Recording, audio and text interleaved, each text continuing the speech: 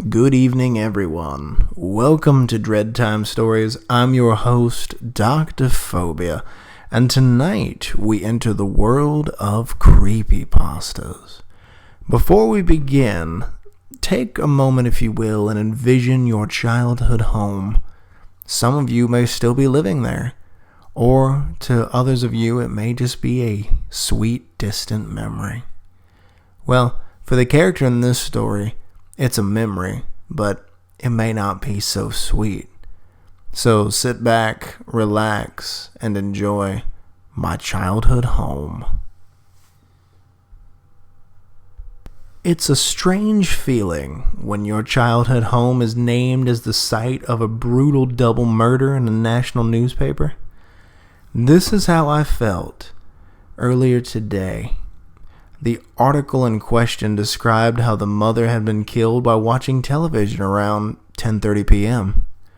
Her assailant had presumably crept up behind her with a knife, as there was no signs of struggle save for the slit across her neck.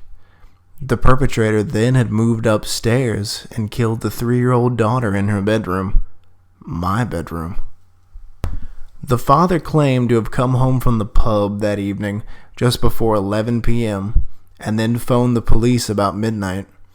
He attributed the hour delay between arriving home and calling the authorities as a mix of shock and incapacity while he vomited after seeing his daughter's body. He had been taken to the police station for questioning. The journalist listed the husband's previous violent offenses, and short of outright saying he did it, did everything to insinuate his guilt. I'm sure he's innocent. Reading the article in the paper brought back my years in that house. My mother had been a caring and nurturing woman, and I loved her dearly. My fondest memories growing up there of her reading softly to me in bed, then gently stroking my hair as I closed my eyes when the story finished. Those years she looked after me in that house are the only happy ones I have. Her only real fault in my view was weakness. My father was an alcoholic and an angry one to boot, and I see it as a weakness of hers that she never left him. My life would have been happier without him, and hers would have been longer.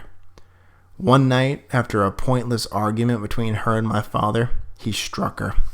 As she fell, she hit her head awkwardly on the coffee table.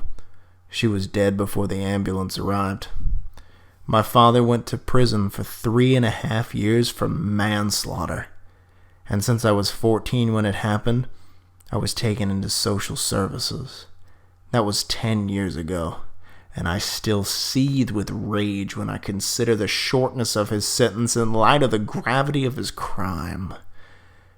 He took the only person in this world I cared about away from me. So you can understand why, after he spat on the only happy memories I have by moving his new family into the same place I shared with her, I had to do to him what he did to me.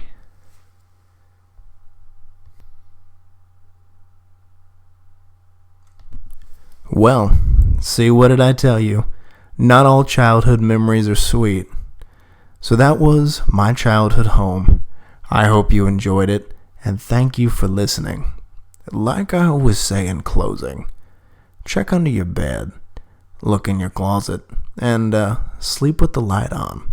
The life you save may very well be your own. Good night, everyone.